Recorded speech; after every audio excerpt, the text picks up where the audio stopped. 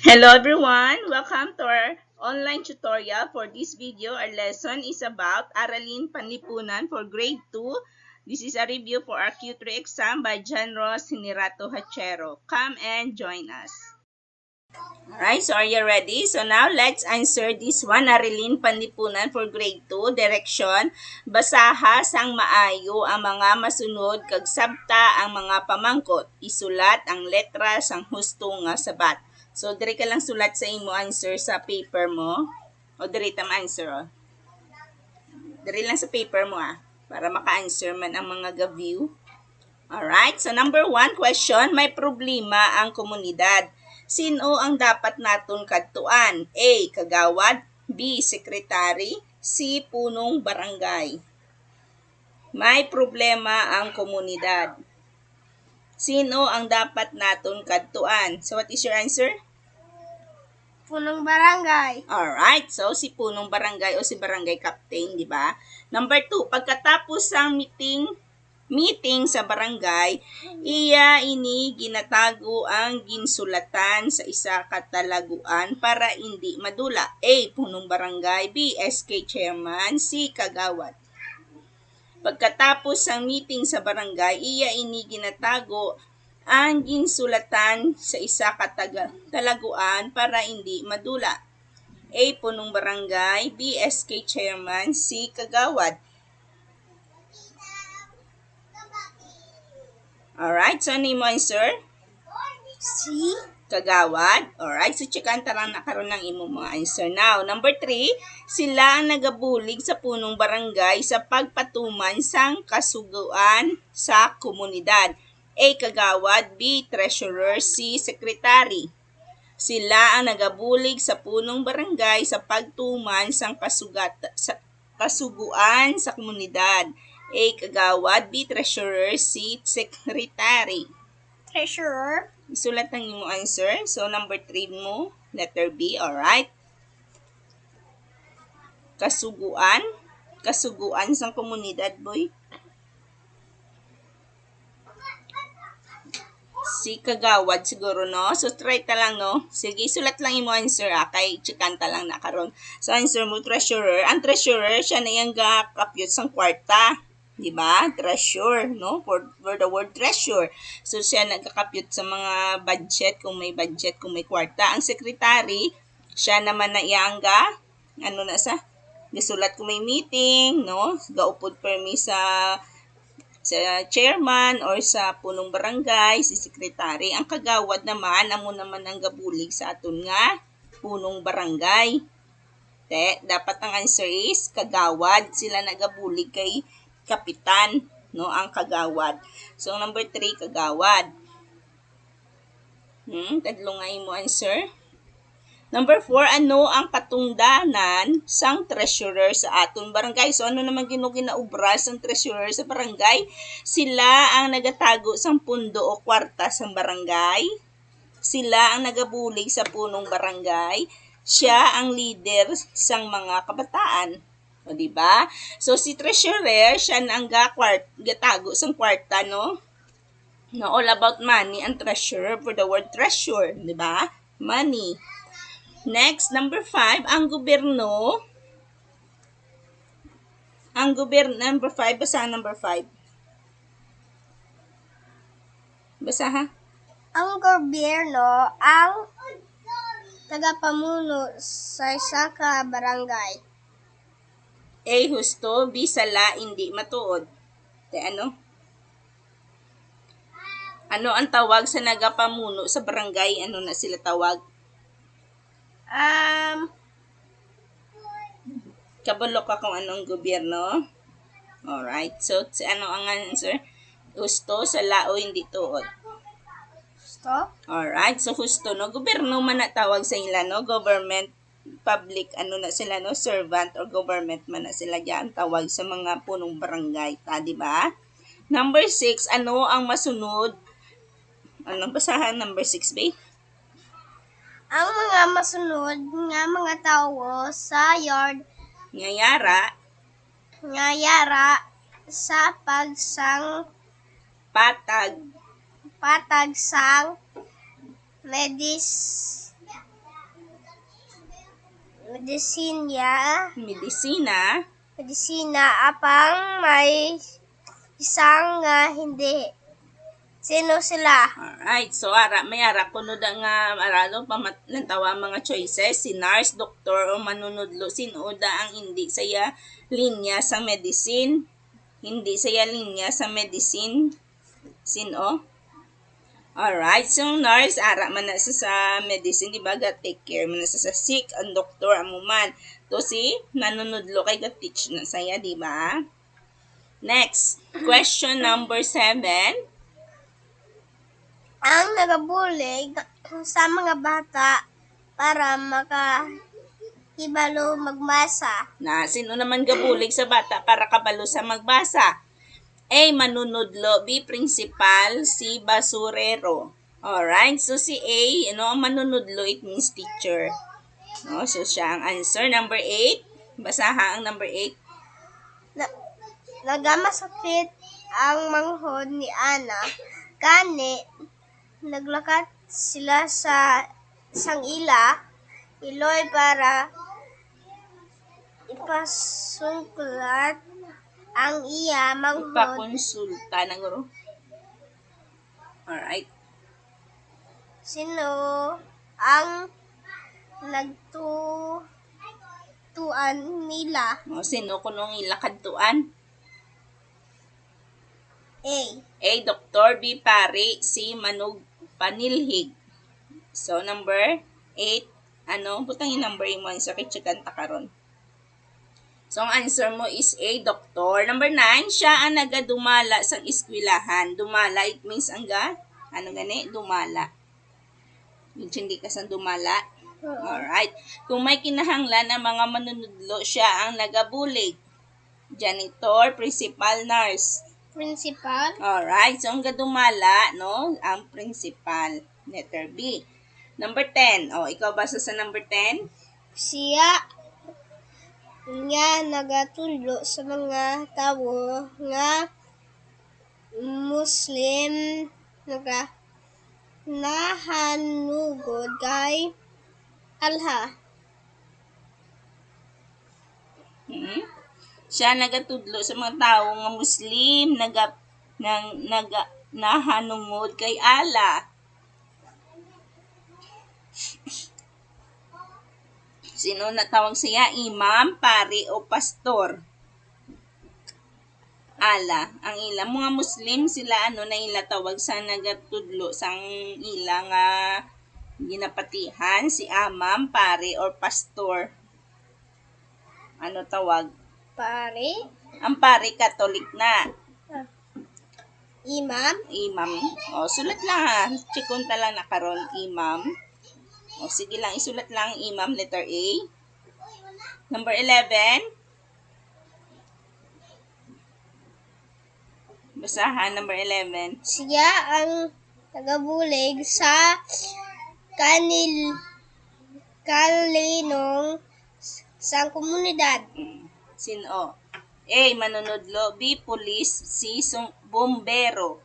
Siya nagabulig para maging malinong ang imo komunidad, para magtahimik on peace and order balang imo nga community. B. Alright, so ang police, di ba? Garunda sila para wala na sa mga bad people nga di ba? Next, number 12. Si Kapitan Ramon Firme naghatag sumbulig sa mga tao sa komunidad sa tiyon sa kalamidad. Noong nga klase sang kapitan si Kapitan Ramon.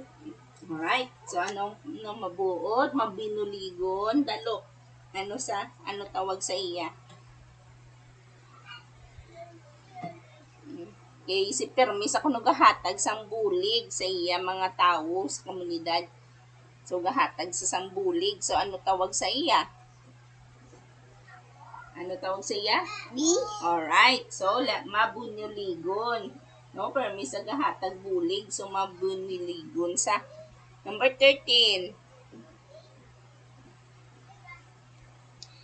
Kung ikaw isa ka kapitan o pinuno sang inyong barangay, ano nga pamatasan ang dapat mo ang kunod? Ay, A. Suplado, B. Mapisan, C. Wala respeto. So, kung ikaw isa ka kapitan, ano sa imo barangay, ano ka dapat, ano ka maggawi? B. Mapisan. Alright?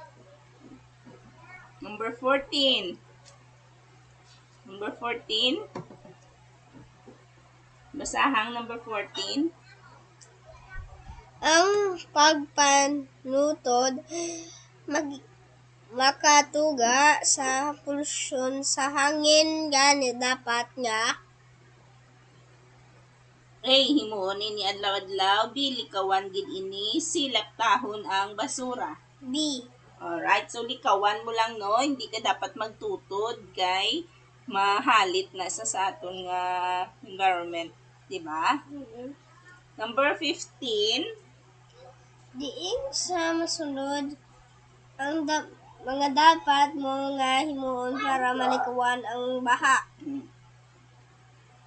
A. Ihaboy ang basura sa kanal. B. Itumpok ang basura sa kilid balay. C. Tinuan ang kanal o magsitatay. Letter. Alright, so number 15, tinluan mo gid no para hindi na magbaha.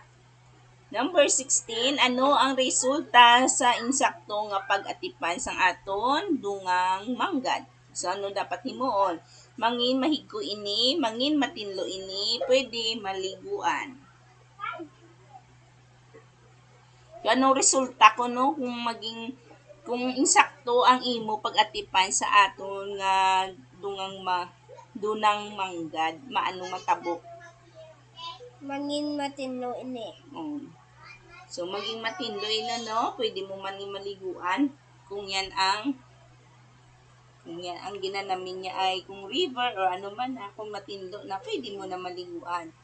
Pero ang dungang manggad, maging matinlo na.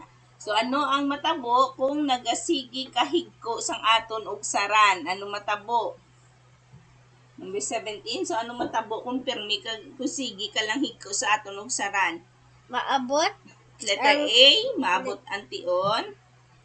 nga mabuos ang aton Maubos. nga dunang manggad. B. Magandapad dayon lamang ini sa pagdamo kag pagtubo. C. Mangin limipagid ang palibot biskan higko.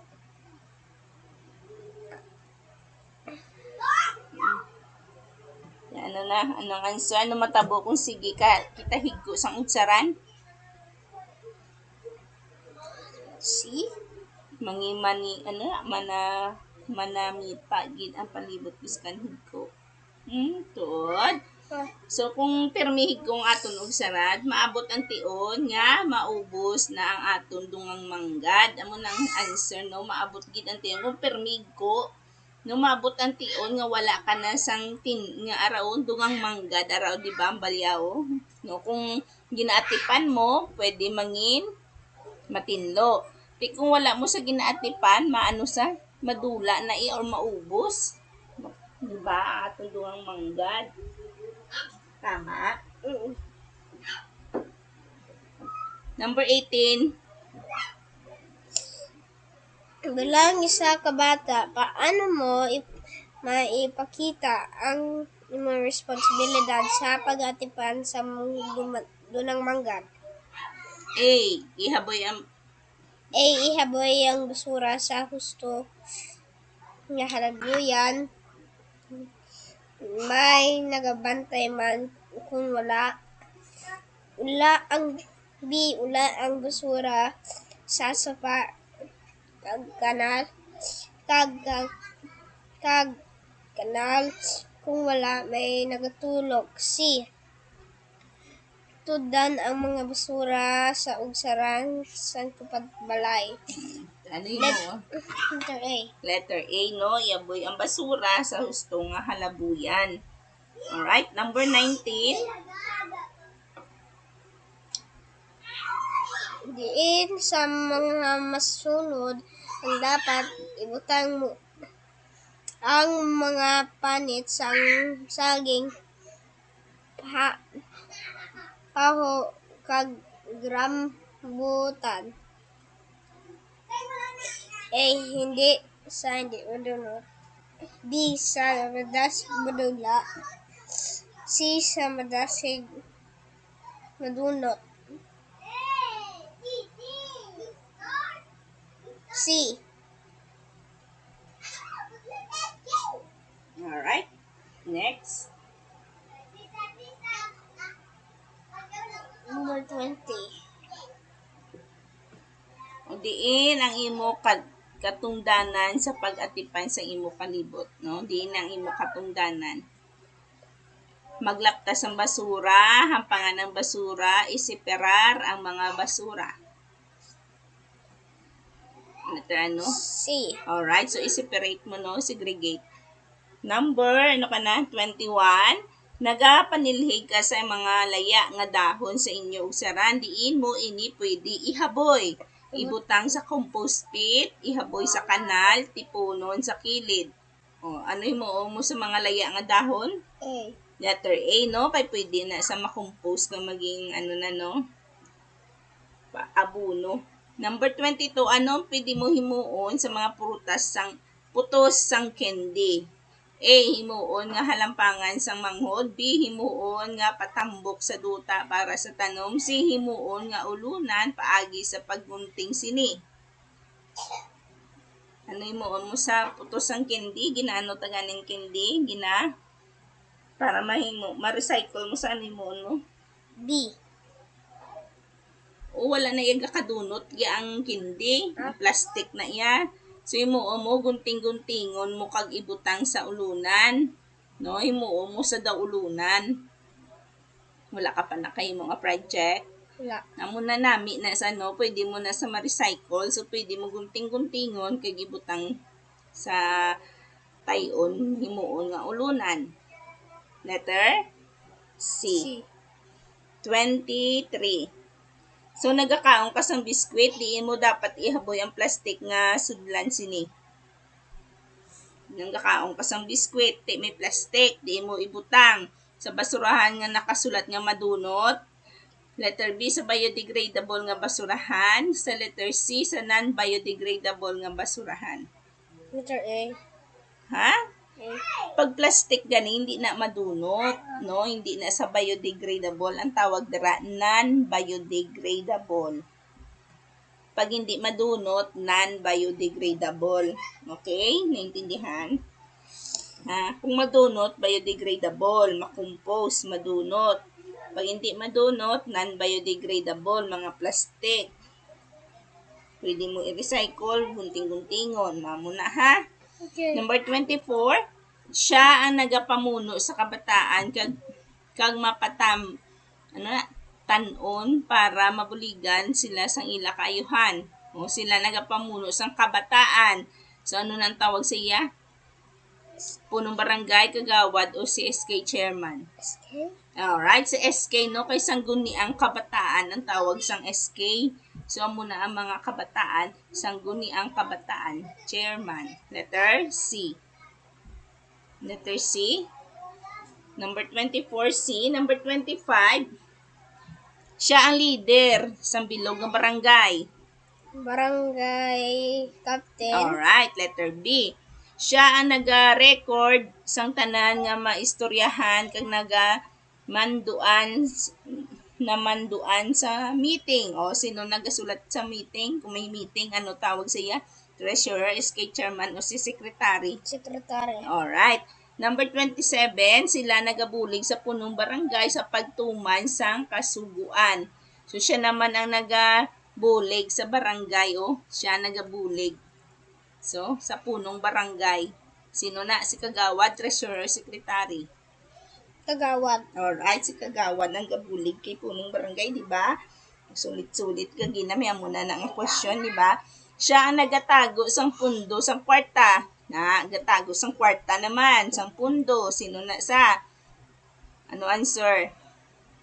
B, C, D. Wala na yung A, B, C, D na lang. Sinong answer? D. Ha? Siya nagatuod sang kwarta o party sa kwarta. Sino ang answer? Ano answer? Barangay treasurer. Treasurer. Alright, letter D. Number 29, ini ang bagay nga makita naton sa atong palibot. Ini ang mga bagay nga makita naton sa atong palibot. Ano na tawag? Dungang manggad, komunidad, kinamatarong. Ano na sa makita sa palibot? Mga bagay nga makita naton sa palibot. Dungang manggad, komunidad, o kinamatarong. Komunidad. Komunidad ang tawag nga makita naton sa atong palibot. Mga bagay. Bagay. Ano to gay kagina? Mga ano to? Ano na tawag? Nabasa mo kagina ano to? Letter A, dungang manggad. B, komunidad. C, kinamatarong. Ano? Dungang manggad. Alright. Letter A. Number 30, ano ang tawag? 29A. Number 30, ano ang tawag sa mga bagay nga makuha sa tubig? A, dungang manggad sa duta, dungang manggad sa tubig, dungang manggad sa hangin. Dungang manggad sa tubig. Alright. 31. Ano ang masunod nga dungang manggad sa duta apang may isan nga hindi? Tingnan mo. May mga dungang manggad sa duta, ang isa da hindi. Ano na sa isda, prutas, utan. Ang sa duta, prutas kag utan, di ba? So, ano na dang hindi? Ang isda, sa din na yung isda. Sa din makitang isda. Sa tubig. Tubig saya. So, mo nang answer. Number 32, may madamo nga makuha sa duta kag sa tubig. May madamo nga makuha sa duta kag sa tubig, hindi tuod sa husto. Husto. Alright. So, mag-quiz ka to, boss. Ibasahon mo gid mayo, ha? Kaya kung magbasa ka, marunong ka gina, maka-answer ka gina. Hindi ka magdali, but sulit-sulito mo kung hindi mo maintindihan. Damo-damo galing yun na ginabasa, no? So, number 33, sa diin makuha ang mga tahong. Kabalo ka sa tahong, gingkauntan, aligad, ano na sa? Sa duta. Sa duta, sa hangin, sa dagat. Tahong, hindi talong, tahong. Shells na sa, ano na sa? Ano na? Sa dagat. Sa dagat. Tahong ha, ang talong niya. Kung talong, sa duta. Tiyan ba yung H-ho? Tahong. Basta mo mabuti ha. Tahong, ibig sabihin grain shells na sa or mga tukiba, bla. Sa dagat. Okay? Madamo sa mga bagay nga mapuslan sa atong palibot. Oo, hindi matuod. Husto. Oo. No, next, number 35, ano ang kulales? Ano ang mga kulales isa ka dungang manggad nga makuha sa corales gali. Kulales man niya kung corales. Hindi ko makita mayo. So ano A, sa duta, sa hangin, sa tubig. Hindi mo makita ang mga corals sa duta, sa hangin, sa tubig. Sa tubig. Alright, corals na sa. Okay? Oo. Intindihan mo mayo ha, kay boss may exam. Number 36, sa komunidad nga malapit sa baybay, ano ang dungang manggad nga ara sila? Lapit sila sa baybay, so ano ang ara? Ang ara sila, kahoy, utanon, isda. Isda. Alright. Next, number 37, ano ang tawag sa pagtaas ng tubig? Landslide, baha, o polusyon? Ano tawag na kung damo tubig? Ano? Gaano? Gabaha. Alright, mabaha na no. Next. Uy. Natabo ni sa ato nga ano. Stop. Stop pa na.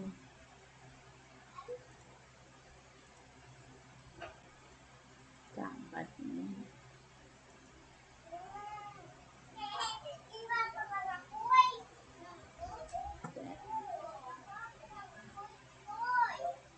Yog siya. Ga-record ta naghang. Naghang na na. Mga muna. Wala ta ng record. Naghang.